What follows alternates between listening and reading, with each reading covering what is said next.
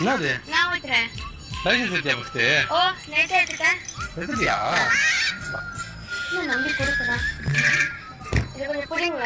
ஏய் பரவாயில்லை, நீ ஊத்து, நான் அட்ஜஸ்ட் பண்ணிக்கிறேன். இல்ல இது புடிங்க, சீட் அட்ஜஸ்ட் பண்ணிட்டு வாங்கிக்கிறேன்.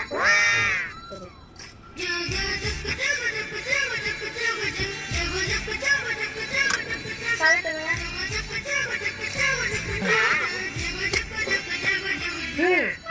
என்ன இவ்வளவு ஈஸியா ஹேண்ட் பிரேக் ரிலீஸ் பண்ணிட்டேன்?